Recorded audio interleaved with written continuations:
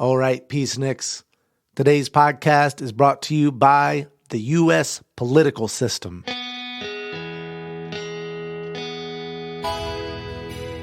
Ronald Reagan, in an effort to fight his war on drugs after saying drugs were menacing our society back when drugs were far less a problem than they are today, 40 years and $1 trillion later, he gave the DEA emergency scheduling power, meaning a law enforcement agency could ban a drug before the medical, health, and science communities had any say. A few years back, the DEA tried to use this emergency scheduling power on kratom and banned it. But for the first time since the war on drugs' inception, a ban was reversed because of outrage by the people. Kratom is used by many veterans who suffered war injuries and became regular opiate users but switched to kratom. Many street heroin and fentanyl users have switched to kratom too. Kratom is a non-lethal, non-morphine, less addictive, natural opioid that has saved millions of lives. A petition was sent to the DEA with too many signatures for them to ignore, my own included. For the first time in my life, I felt like I was a part of something that made a difference in people's lives and affected political action. But the U.S. government is back at it again with pressure from Big Pharma to ban kratom, and this time they are trying to use the FDA to ban it by changing their supplement rules. Peaceniks, I'm calling you to action. It's simple and will only take a minute or two. Go to protectkratom.org, scroll to the bottom and fill out the petition. It will ask you why you oppose kratom bans. Give them your reasons, or if you don't have any real reasons for yourself personally, just say because prohibition doesn't work and kratom is saving countless lives. After you fill that out, scroll back to the top and click on Contact Congress. This will send you to a page where you can send a pre-written email to your senators explaining your opposition to kratom or opposition to the kratom ban, or you can personalize it and say whatever you'd like. Today's podcast has been brought to you by the U.S. political system and taking action. I promise, if you take the time to do this and the FDA is unsuccessful in their attempt to ban kratom, you will feel good. You will feel like you actually have a voice. You were heard. You helped save lives. Okay, today's guest is Terri Brown. She is an addiction wellness coach. She, unlike me, is completely sober and does promote abstinence. But also she's open to people doing what is best for them. She and I both agree that prohibition does not work, and that if safe access to drugs like heroin saves lives, then we should have it for people who need it. She believes in harm reduction, and she was a heavy drug user from a young age, and through sobriety, she has found a happy life. And that is a wonderful and beautiful thing. Her story is wonderful and heartbreaking, and I thank her so much for sharing it with us on the Peace on Drugs podcast. Let's go ahead and drink this cup of herbal tea with Terri Brown. America's public enemy number one in the United States is drug abuse. Drugs are menacing our society. Any thoughts on the drug problem? I had a great time doing drugs. So tonight, from our family to yours, from our home to yours, thank you for joining us. This is the Peace on Drugs. All right, Terri, thank you for joining me on the Peace on Drugs podcast. Yeah, thanks for having me, Aaron. Definitely. So you work in addiction, right? Yes. With addiction, and we also have a loved one program to help people, mothers, fathers, sister, friends, what have you, who don't have an addiction, but are trying to understand and work, give them the tools they need to understand what addiction looks like. Gotcha. Yeah, that's another aspect of it, like Al-Anon, where people have to deal with it. And so describe a little bit about the work you do and where you kind of stand on addiction, because I know there's a lot of there's a whole spectrum of people that abstinence only based or there's just a lot of different thoughts on how to handle addiction. So how's your work? Yeah, as a whole, Face It Together embraces harm reduction. We meet a person where they're at. I think it's unrealistic for most people to assume that as soon as you do some kind of a treatment or peer recovery coaching, you're just going to stop. Hmm. That doesn't happen. Okay. So recovery is not just about abstinence of drugs or alcohol or even behavioral stuff. It's about understanding why you do what you do. Okay. It's about a recovery uh, coach index we use is that it's on general health, mental, transportation. It's your life in a nutshell. And we give them a series of questions every 30, 60, 90 days and to see where they're at. You know, usually the first one, which I love, is really a raw snapshot. I mean, the numbers are really low, and that's not, that's what happens. But as they continue to coach and work on themselves, those numbers start. A good example would be housing. Okay, right now I'm surfing people's couches. All right, I'm bumming rides, what have you. I take the bus, what have you. But as the recovery gets stronger and they build along with the relationship, I was finally able to move into my little apartment. Finally got me a car. So that's what I'm saying. It's a small portion of using or not using. Just Gotcha. trying to understand, yeah, why we do what we do, basically. Yeah. What's the underlying issue? And that was when I was addicted. I had a Vicodin addiction, and it was not. I quit many times, and and it wouldn't be that hard. I'd have to go through some withdrawals and I'd quit, but then I'd always end up relapsing. And it was because I wasn't fixing the problems with myself. I wasn't finding myself spiritually. And that's what helped me. And for some people that can be Christianity or whatever helps people. For me, it was just getting into meditating and yoga and exercising and doing those things. And also things from my past that I hadn't really dealt with, and forgiving myself and people in my past that I felt wronged me, and just moving on from it, and now I don't have that desire to ever go back to an addiction. It just I do still drink and I smoke cannabis, but I don't do it in a way that, gets in the way of my life. Sure, sure. And that falls under the, forgive yourself for what you did not know. If you don't know, how are you supposed to change or do anything? It's impossible. But once you know, that's where the work comes in at. Hmm. And to, I, for me, I had a spiritual awakening in prison in a sweat lodge. It was amazing. Um, I'm originally from Oakland, California, which is a very, very, very, very bad town. So my environment was full with drugs, alcohol, murder, rape, incest, the whole shebang. And my house wasn't much better. There was abuse, mentally, emotionally, physically, sexually. The sexual part started when I was about 6 or 7. What is a child of that age supposed to do with that, right? And no one talks about anything because if you talk about it, it means you have to address it, and we don't want to do that. Okay? So I think I was about 11. I started smoking pot, and the pot back then was nothing like it is today. But it took those icky feelings away from me. I would either feel nothing or feel something besides the feelings I was feeling. So what came to that, more experimenting with drugs, teenage years, chaos, drama, cocaine, what have you, and I just kept taking it to a different level. Um, when I was about 22, I got violently raped with my head busted open. And by that point, Aaron, I was just pissed at the world. Screw you, screw you. It's all about me now. That's what it turned into. And fundamentally, I was always a good person, but because of unresolved pain and anger through the years, I acted out irrationally. That's what I did, and we wonder why people get into addiction. Um, and then after that, I call it crack alley. I went down crack alley for a while, and I did something I told myself I would never do. I crossed that line. I'm pretty raw and transparent, and I talk about all kinds of stuff, but I'll give the listeners a part of this is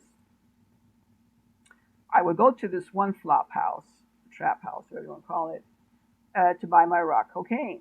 And it was, at one time, it was maybe 50 apartments in it, but it had been dilapidated over the years. And out of that, maybe 6, 7 families were still living in it. The rest of the apartments were just garbage and junk on the floor, just a trap house type setting. And so, one day I spent my 20, 30 bucks, whatever it was. And of course, you want more. So I asked this dude who was in there, I says, hey, why don't you, I spend good money with you. Why don't you just give me a dub? And he looks at me and he says, I will if you let me fuck you. And I said, okay.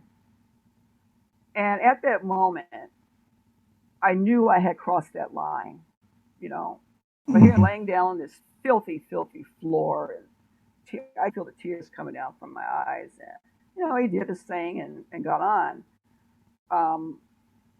But I was trying to fill this empty hole inside of me, and for years, The drugs started melting out. More drinking came to be. I ended up moving to South Dakota in December of '93, and it was minus 26. And I'm like, who in the hell does this? This is insane, coming from the Bay Area. And, I brought with me and all my shit and started racking up DUIs. Fortunately, I had a very high tolerance because I had been abusing for so long. But anyway, here's the crazy part is that with the irrational thinking is my first one, oh, geez, damn it. Well, that's not going to happen again. I jumped through the hoops and barrels. And so these DUIs, I got 7 of them in 4 years. And, why did I figure it out after? I don't know, the third one maybe? Yeah. I kept making excuses and feeding that empty hole inside of me. Went to prison twice, the 5th one, and I didn't learn anything. I swore that I learned my lesson. I didn't. And then 4 months after I got off of paper, I got a whole new number for DUI, felony hit and run, and I got a 5-year sentence. Sent me to prison. And there is when my story starts changing from a more positive growth way I wanted to live. So I never had I'm not a religious person by any means, but I've always had this understanding knowledge that karma, the universe, God, whatever, what was somewhere. And so I asked these gals, can I go in the sweat lodge? And he says, yeah, Terry, just make sure you drink a lot of water. It gets really hot. So I'm like, okay. And I'm looking forward to it. It's on a Sunday, and I go in here. Are you familiar with sweat lodges? Not very much. I've heard about them, but I'm not very familiar now. Yeah. So it's a material man woman made like dome, huge dome that can easy 20 people could get in there because you're kneeling, you're sitting with your legs crossed, and they put the flap down, which is letting air in, and hours are spent before this getting the rocks hot for the actual sweat. So there's a routine, there's a pattern that is used every single time. Each person has some type of different responsibility with it, and so they put it down, and I am like getting so hot, and I'm like, I can't do this. I'm gonna get out of here. I'm like, no, you're gonna stay right here, and you're gonna let yourself experience this. So I started praying to have this heat, let me deal with it. And I had got myself in this kind of like a trance because there's some singing and the pipe going around, the tobacco pipe. And I'd say within maybe 15 minutes, the heat starts to subside. And I'm like, okay, well, that's working. And then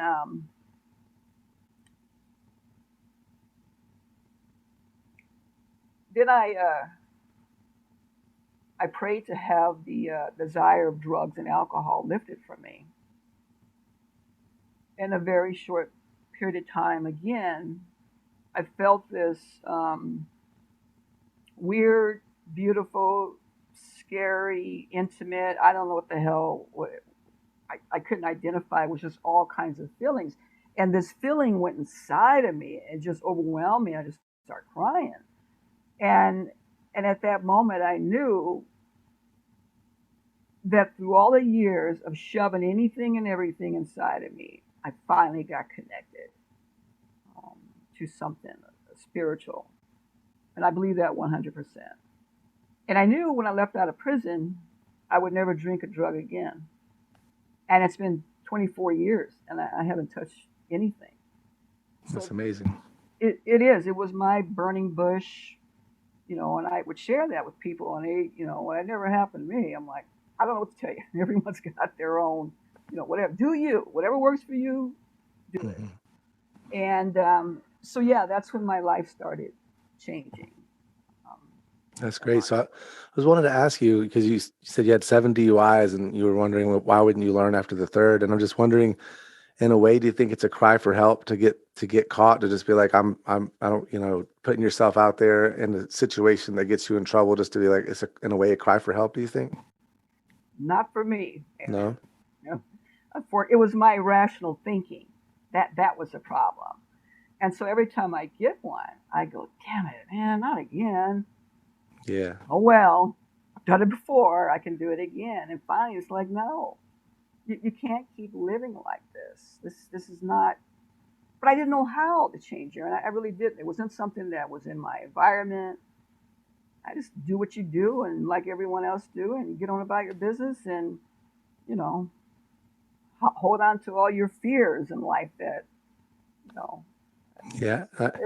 it's amazing. It's the thinking. Yeah. It really is.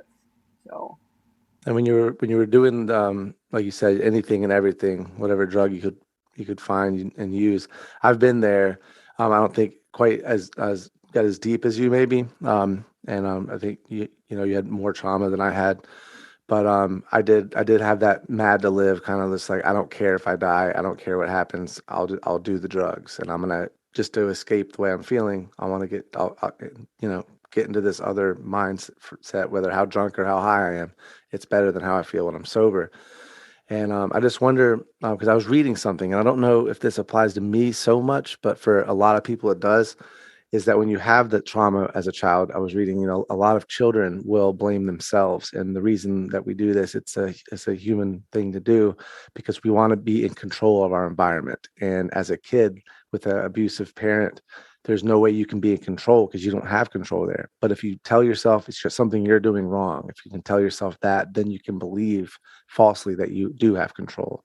And then we live with this hate of ourselves, and that's one of the things you try to escape from. Do you think there's some of that with you? yeah, yeah, I definitely do. And these two people who were doing the molesting, they were older cousins. I was also adopted. I think that's important for me to throw in the story because that Hmm. was also another component to my thought process. And it wasn't like they were like beating me up and forcibly having anal. I mean, it wasn't like that. But the fact was, it was still being done, and children's brains are not supposed to. That something's wrong. It shouldn't be going on. Hmm. Okay, and then you don't tell anyone because you're told. If I remember, don't tell it because I'll get in trouble. And it's not that bad what we did, right? That kind of language. So you're like, oh, okay, but you're still feeling like shit inside. Yeah. And I had abandonment issues. I was codependent. I was looking for love in all the wrong places. The adoption, because I never fit. And I knew when I was like 5 or 6 years old that I liked girls. But I don't know. I'm five, I'm six, right? I'd be asked, what do you want to be when you grow up? And I'd say a boy, because I thought you had to be a boy to like girls. Um, and so my sexuality was something that wasn't talked about in that type of setting. Hmm. And this was another thing that I don't mention all the time, but for right now I think it's important. Is that I met my birth mother back in 2005, I think it was. Anyway, she got pregnant. She's from this Mormon family, and good girls don't get pregnant, especially back in 1961. and she delivered me, and she actually kept me, for like 2 weeks, and I was told that that's a bonding time with the mother, is going on. So she puts me up for adoption, and I found this was all untrue. She lied and said that a couple of light-skinned black men raped her, and one smelled good and said and sounded like he had at least a high school education. And I'm going, that's bullshit. I was raped. That wasn't Hmm. going on. So with that, my father, my adoptive father, he looked a white man to me. He looked very white. My mother was black, so they put me in this family because she lied and said that it was some black men. So I'm growing up a very confused child, and my mother was very abusive with the beatings and going out taking uh, branches, switches off the tree. Hmm. And at that time, it was in Catholic school, so our little legs would be exposed, and she, beat us with it. And physically, she was present, but emotionally, she wasn't. You know, Hmm. and obviously that affected me.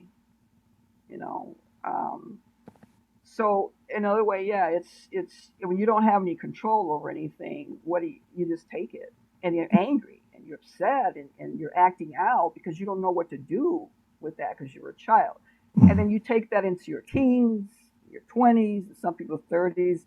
It took me until I was 37 to finally go, all right, this is what I need to do, and I started putting in the work, and for where I am today, I'm not even talking about a materialistic level, which is, I managed to do okay with buying things, homes, what have you. But I had to learn to change my thought process because as a young child, I rewired my brain to learn survival skills. And that's what you do. And then you take that into your teens and 20s or whatever. Now, going into a life of recovery, once again, it's about rewiring the brain to learn life skills. And the more we do this, the more we make this the new norm, and it's work and it takes time. But what it does is it starts pushing back those survival skills back. So they're like in the back of your head. They'll never go away, and they don't have to per se. But you don't have to reach for them anymore. Now you're using um, your new life skills that you've learned, and that's why it's hard. A lot of people, it really go do the time. It's easier to do the time than it is to get right with yourself because of all your fears and insecurities and neglect, abandonment, all of that shit. You know what? What do and here's something I heard a couple of years ago. I liked is that instead of saying to people, what's wrong with you? How about what happened to you? Help me understand. Hmm. You know, people in their addictions, we didn't get up every day and go, whose life am I going to screw over today? That's not how it goes. You got Right. guilt and shame and everything else in there. So, so you found the Sweat Lodge was your first. That was your burning bush, you said, right? So when you work with addicts, people with with similar problems or problems that are at least relatable to what you went through, what other kind of versions of a burning bush have you seen help people that other things? If it wasn't a Sweat Lodge, what things have you seen help people and change people's lives? Well, I first started off doing AA. I mean, it was nice structure. It is, Hmm. and I needed structure in my life early on, and so the steps were helpful. I was able to build a strong foundation to build my house on, and and those 2 years in my early recovery, I hold near and dear to my heart because I never want to forget where I come from. Now, some people may find it with AA. Some people may find it in the church, the Red Road, Native Americans, Sweat Lodge. Um, I think for now, especially doing the work I do, being a recovery coach, um, it's the pure connection, and Hmm. that's what it is. When I can when I first meet someone, and we work on men and women. I don't just do girls like AA. We do, whoever's the best fit for that coach. It's about sharing my story and asking them in a very brief, scenario I give them is that can they relate to that in any form or fashion? And and they'll go, yeah. And so we start having a conversation. It's not lingering on the past per se, but we do have to understand why you do what you do. So in me being able to share my life and be where I am today with my recovery, um, and letting people know that it was about changing your thought process and meeting you where you're at. So the more you start connecting, connection is a key word, I think, from people that I've helped is connecting with someone. So maybe you connected in AA, maybe you connected in Smart Recovery. It doesn't matter where you Hmm. connect, just as long as you connect, because there's more than one pathway. Thankful that it is.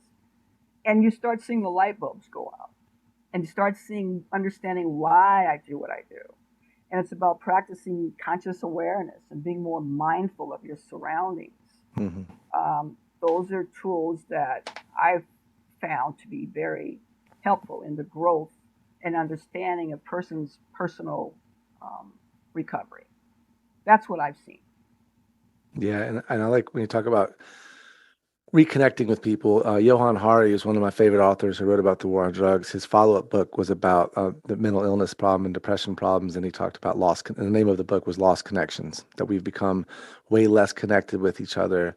And you think with social media and with these new technologies, they would bring us closer together and more connected, but it's actually the opposite. The way that we're connected isn't natural, and it's a lot more angry. I mean, especially with how politically divided our country is now, all Facebook is people yelling at each other. And if you think about, I like to think about like the way people yell at each other in a car, because there's enough division where they'll flip off the person beside them in a car, but you wouldn't do the same thing in an elevator, just because it's not a natural thing to just flip somebody off. I mean, there's exceptions to that, of course, but most people don't act like that in an elevator, but they might in a car. Same online. If you saw that person at a restaurant or something, and they were talking politically, you probably wouldn't just call them you know, all the horrible names that you see on Facebook. You don't see happening as much in person, and that's because we're not really connected. And people, and especially the youth, the kids in high school, are going through this on Facebook. And I think that we're going to see addiction and overdose. They're at an all-time high. This has a lot to do with COVID, isolation, but also I think that we're just more disconnected. So yeah, like if we can. And yeah, you're right, and all that. Yeah, he's a wonderful author. One of my heroes is Gabor Mate, and he writes in the realm of hungry ghosts. Hungry ghosts are people in their addictions. He's this wonderful, wonderful man who understands trauma. Now, I always knew that my that I had trauma there, but then I started understanding, and him teaching me is this is why you do what you do. And if you understand why you do what you do, you can change it, right? And he just hit every level that I was thinking about. So he's got this one thing called 4 steps plus one, nothing to do with AA steps. And it's designed to help you revalue, refocus, reattribute your life, and understanding why conscious awareness is very, very necessary.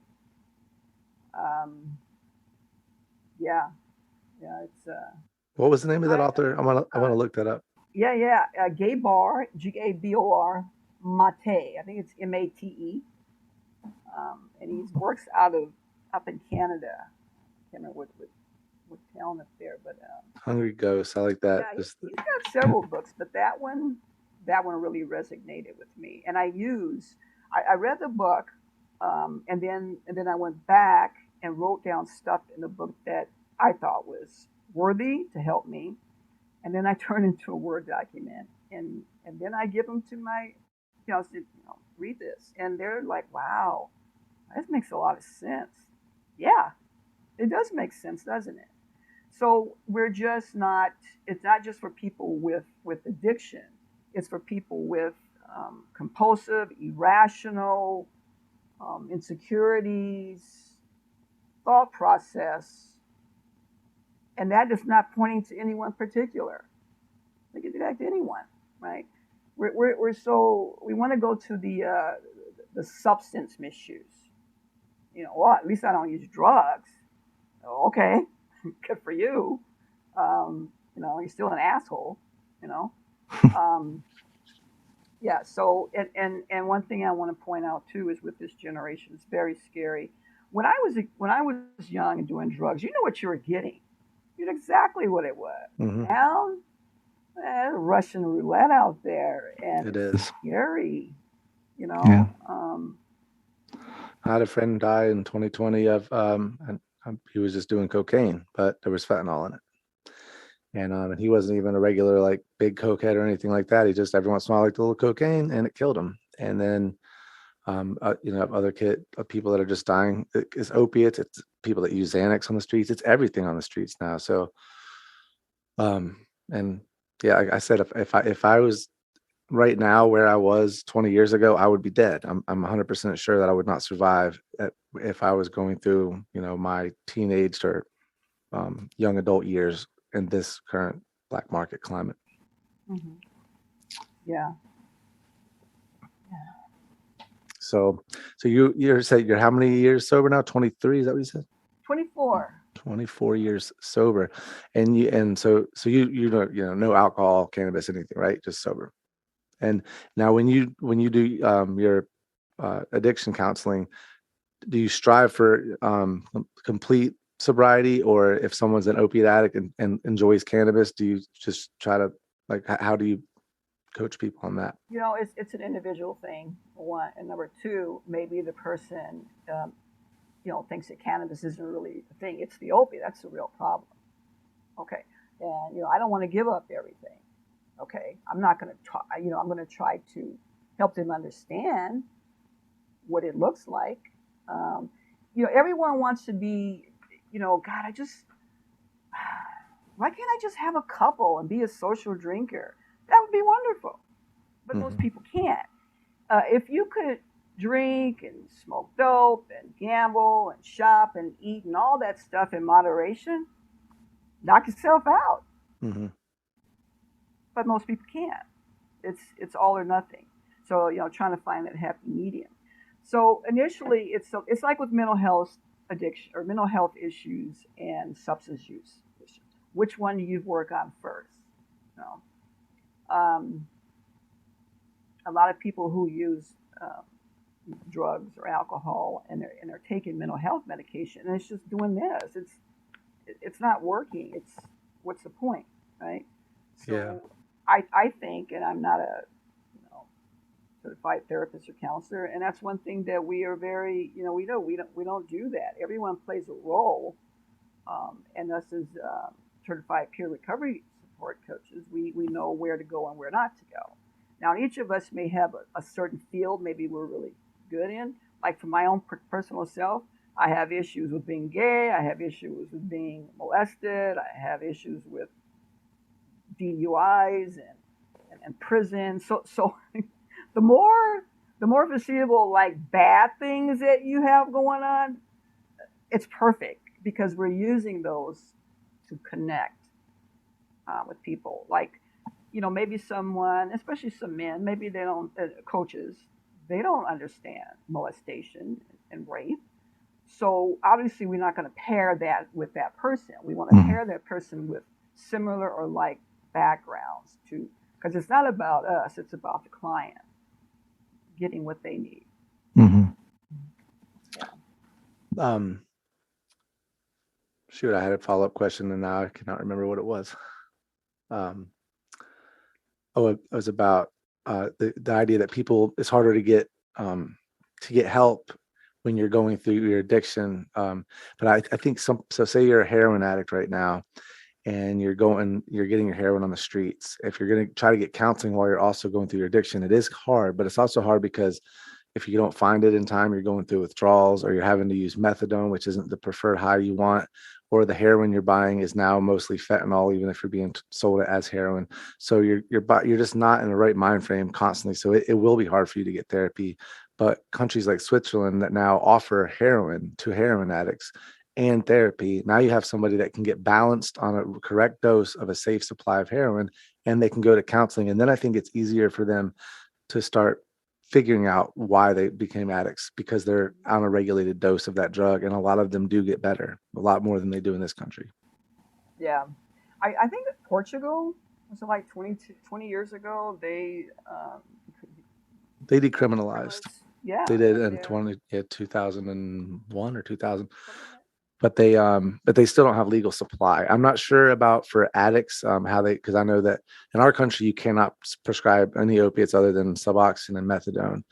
Canada, there's a program for hydromorphone, which is Dilaudid, but that's still a very restricted program. It's very hard to get on. But when people are able to get on the program, they do so much better.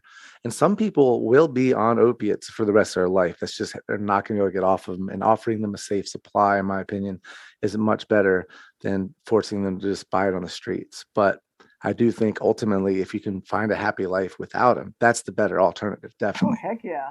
Yeah, I actually have one client. He's out of Denver area, and he's been on methadone for 20 years. He's got this neurological stuff going on, and there's a part of him that really, really wants to get off of it. I mean, a very small part, but you would never know. He's a big wig at a construction place, and you know he's got a lot going on, but it's not affecting his life. Mm. And I was thinking about this. A shame on eBay. All right, you go on eBay, and you can purchase anywhere from $100 to $800 a pill pressing machine. Really? What the hell? You get the fentanyl. China Yeah. comes in the mail, and I'm just going to pop out these pills. Yeah, I did not know that. eBay. Yes, Pinterest is another one. I was looking at some clothes, and it took me to this swag page, and I'm not kidding. There's a pair of jeans and a T-shirt. It's got a backpack, and it's got a wad of money. It's got a Glock, and it's got lean. It's purple. I know what lean. It's purple. And I'm like, what? What are you doing? What is lean? Lean is predominantly was big in the South. It's codeine cough syrup mixed with for some reason I like Jolly Ranchers and Sprite. Stuff's like $1,000 a bottle. Wow. And I have heard that name. I wasn't sure what it was. Yep. So shame on Pinterest. You're So they're selling. I'm confused. They're selling, or they're just promoting codeine. No, it's if you go on Pinterest, they'll show you clothes. Mm-hmm. Like go in the clothes, look at maybe an outfit, whatever, and then there'll be pictures like here, I'll show you right quick. Just give you a better idea. I don't think I've ever used Pinterest. I use it for my art stuff. I go on there, so I don't know how good you're going to be able to see this, but okay. Hear what I'm saying? Mm-hmm. That's an outfit. The hat, the tennis shoes. Got his phone, got his watch, and he's got a Glock over here. Yes, yeah, see that. And this is the lean. Oh. It's a white cup, and it's usually 2 cups, signifies. Okay. It is. And then, he's got the wad of money and his phone. Hey, well, come on. Yeah. It pisses me off. As I say this because it's wrong on so many levels. Well, it's glorifying that culture, but that kind of gangster culture of selling drugs, carrying your piece, having the wad of cash, sipping on that, and that's a culture that really is just, we've done nothing to prevent that violent side of that culture from happening with the war on drugs, because you have the whole group of kids in the inner cities that were not helped at all when their fathers, back in the 80s when globalization happened, their people were losing jobs. We did not invest in re-education or job training, anything to help them when they lost their jobs. Instead, we just waged war on them and moved a drug market right into their communities. And so this is what you see. And again, I'm not saying like I don't think Pinterest should be promoting an outfit saying part of your outfit is a Glock and some drugs. Like that's not a good outfit to promote. But Yeah. Um, Here's my feelings on the war on drugs. There is no war on drugs because it's just way, way, way, way, way too much money. Too much money on the table to make it go away. And how many people would be out of a job? 100%, the people fighting the war need it to continue. Yeah, it's not going anywhere. No. Another one, harm reduction. South Dakota, still last day, a lot of things. They don't have a needle exchange program. Now, needle exchange program is harm reduction. Mm-hmm. Number one, they're not using dirty needles, not sharing. They're not ending up in the emergency room because of getting an infected needle, whatever. It's not enabling them because guess what? They're still going to use, right? Mm-hmm. South Dakota's another one. I think I heard something, maybe it's going to get to misdemeanor, but they still have ingestion as a felony. You've already used it, it's inside of you as a felony. Now, mostly they use it as a bartering tool, but the fact that you have a person struggling and you're going to give them add another felony to their sheet, really? Well, let's kick them down a little bit more down the curve. Yep, Right? exactly. So these are all things that are for harm reduction. Yeah, works. we just got 2019. We got a bill passed that allows counties in Florida to have needle exchange programs. I'm not sure if they do. I would imagine if they do, cities like Miami probably do. Where I live, we do not have that. Where are you at in Florida? I'm in Fort Myers, Lee County. I just moved here to Florida back in July. Where are you at? I'm in Port Orange, 2 miles from the beach, if that. I think about a mile and a half. Or is that on the Atlantic coast? Yep. It's northeast. Okay, so up near St. Augustine. Yeah. Okay, I love St. Augustine. Yeah, it's a cute little town. Yeah. Yeah. I moved here because my wife was here assisting her daughter years ago through cancer. And let me add this to this. I think it may be important, even though it's something I really linger on. For all intended purposes, I'm a very healthy gal. I'm 61. No one believes me. You know, I have good genetics, which I'm thankful. But in 2019, I'm coughing up blood. And I don't know, what the hell is this, you know? And the next day was like I hacked up this blood clot, I guess. I don't know. And I take it to my doctors. And she sits me down and she says, Terry, you probably have stage 3 cancer. And I'm like, what? What the hell are you talking about? Right? And, you know, the anger, mad, pissed, you know, I've had a fucked up life and I was a kid, I was abused, all this stuff, and I got into recovery and all these good things. Now you're going to put this on my plate. Really? Okay. But, you know, I looked at it, Aaron, and after getting all through the anger and letting myself feel the pain and pissed and all that, it was finally like, okay, you got cancer. What are you going to do with it? So the way I look at it, you have 2 choices. You can either die from it or you can learn to live with it. Pick one. There's no do-overs. Mm-hmm. And I'm doing pretty good right now. The first round, it started out my lung, 3, and then it was doing really good with radiation. And then the little bastard shifted and went down to my pelvis. So officially was at stage 4. But for the last 15 months, I've been hopefully like in a remission of just doing maintenance. Now, the reason I share that with people, because I'm not looking for pitiful. I mean, you know, why me? Well, why not me? What makes me so special, so different, right? There's billions of other people in this world. But I use it to help people understand perception. Okay. To really understand what's going on in your life. Is your life really that bad?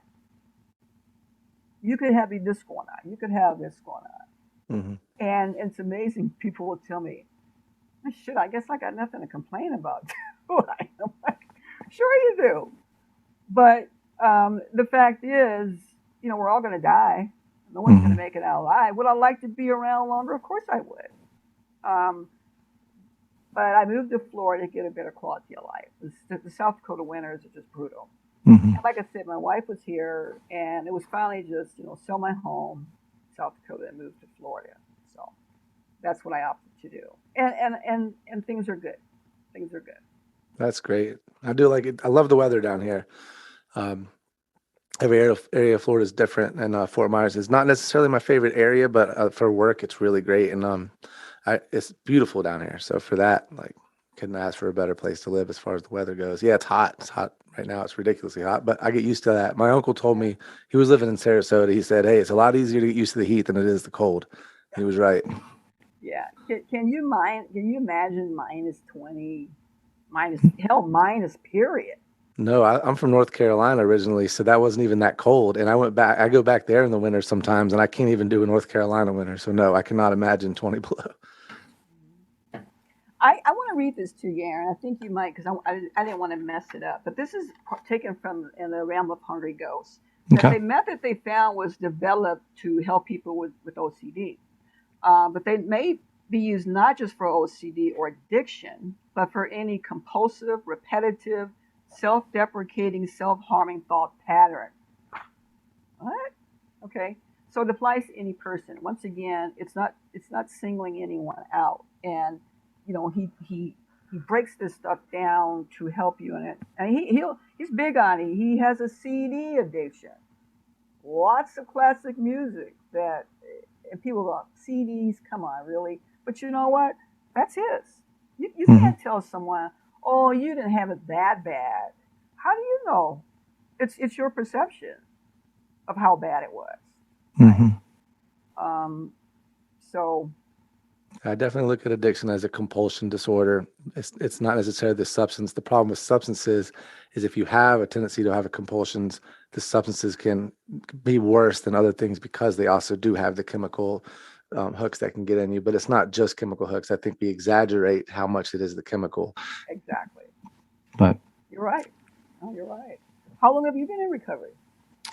I would never call it recovery. When I finally got off the Vicodin, I just didn't go back, and I did. What I did find other drugs to like. I got an Adderall prescription, which I am ADD or ADHD, but I don't like Adderall, but I used it because I needed. I was when I was going through opiate withdrawals, I had no energy, couldn't work even after the initial feeling of the being sick went away. I still didn't have energy. So the Adderall helped with that, but then I was drinking too much. I was chain smoking, but I did that for long enough to where opiates weren't a problem, and the Adderall was a lot easier to stop because it didn't have the withdrawal other than being tired for a few days.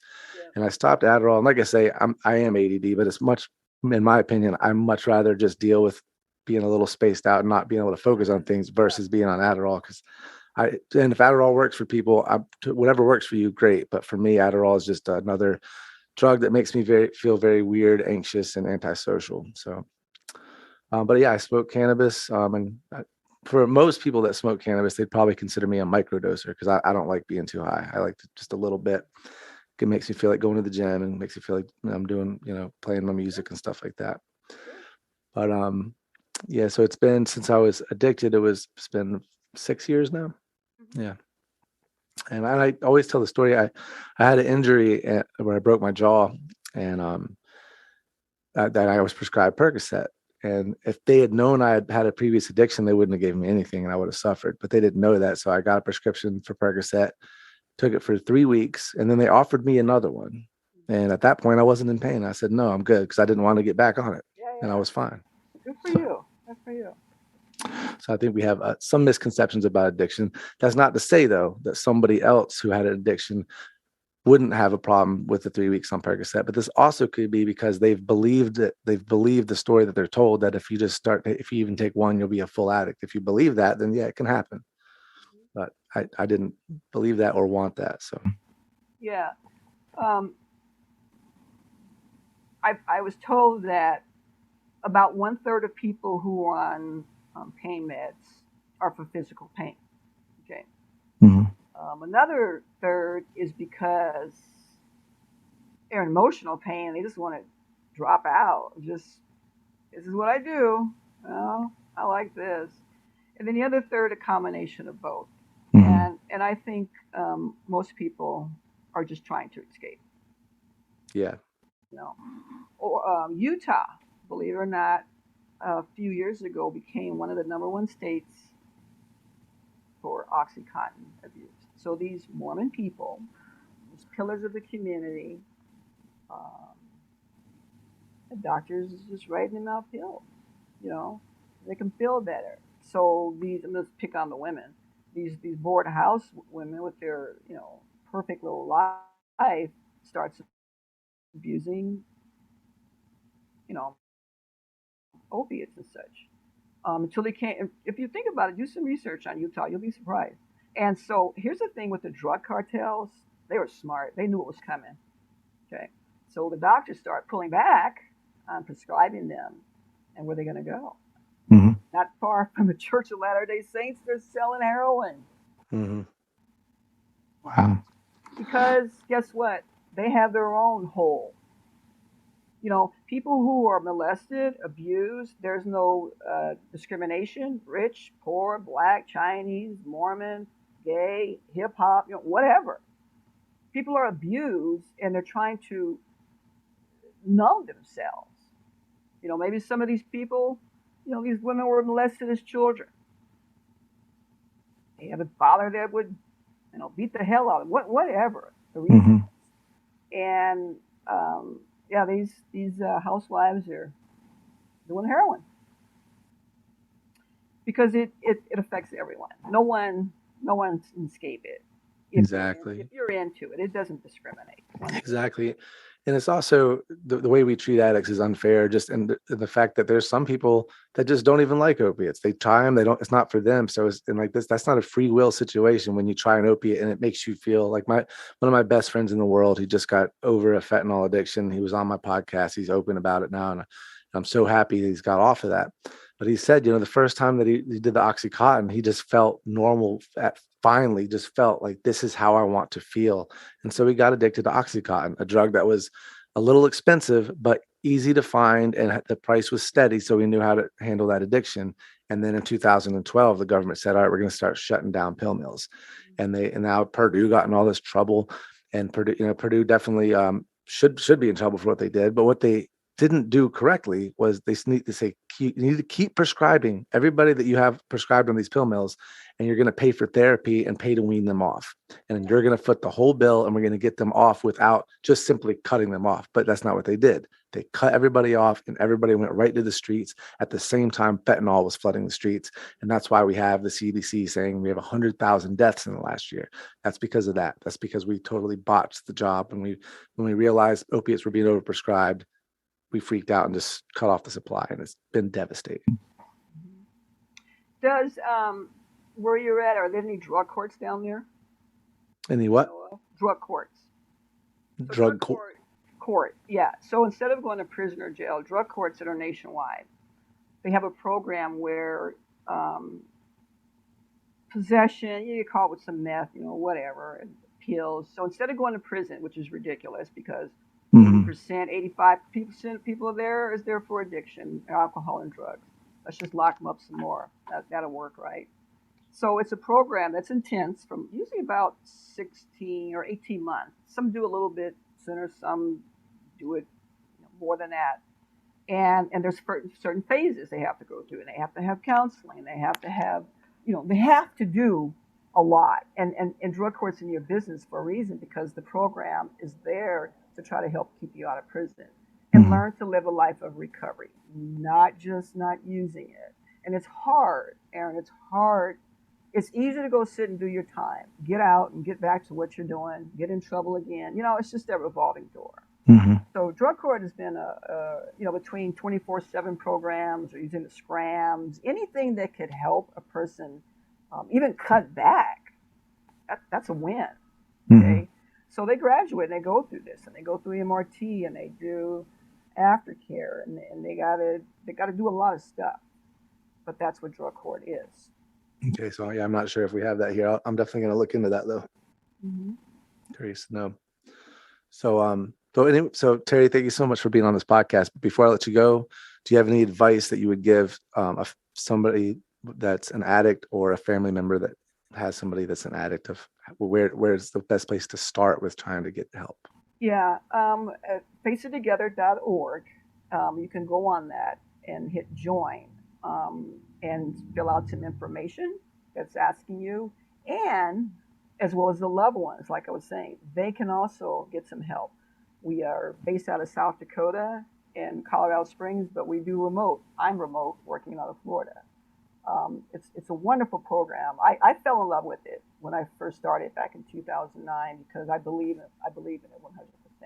So there is help. Go on and fill out the information and get connected. That's awesome. It's faceittogether.org. Yes. Faceittogether.org. Well, thank you so much for being on the podcast, and keep doing the good work that you're doing. Thanks, Aaron. It was so great talking to you. Good to meet you. Thank you. Yep, you too. All right, I'll talk to you later. Yeah. All right, Peaceniks. As always, if you like what we're doing, go to Apple Podcasts, give us a 5-star rating. Follow us on Instagram, Twitter at the Peace on Drugs Podcast. Go to www.thepeaceondrugs.com/subscribe to subscribe to our newsletter. Thanks for listening. Thanks for tuning into the Peace on Drugs Podcast. Going to let Twiggy Branches take us out.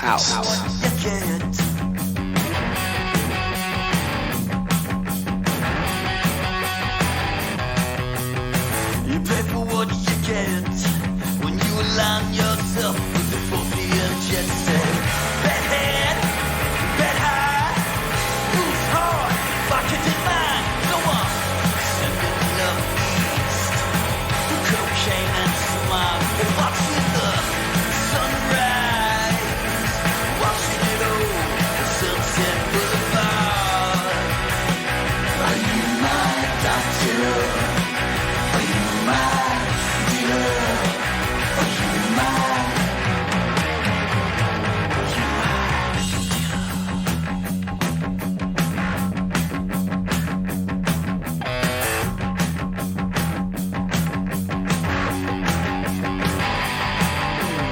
You pay for what you get. You pay for what you get.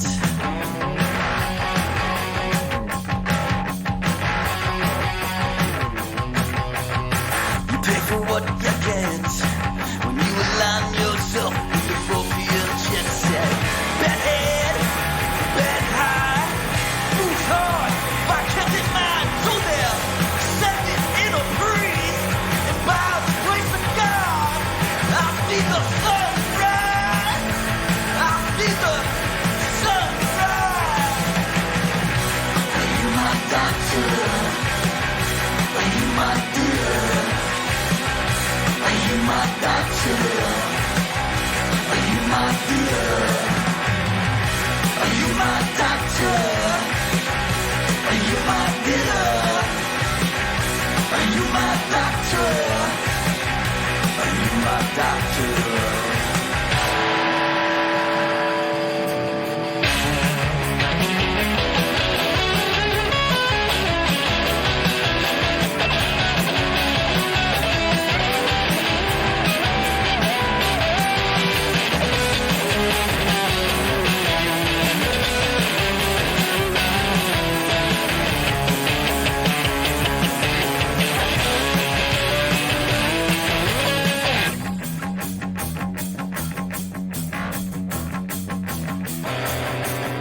You pay for what you get. You pay for what you get. You pay for what you get. You pay for what you get. Are you my doctor? Are you my dealer? Are you my doctor?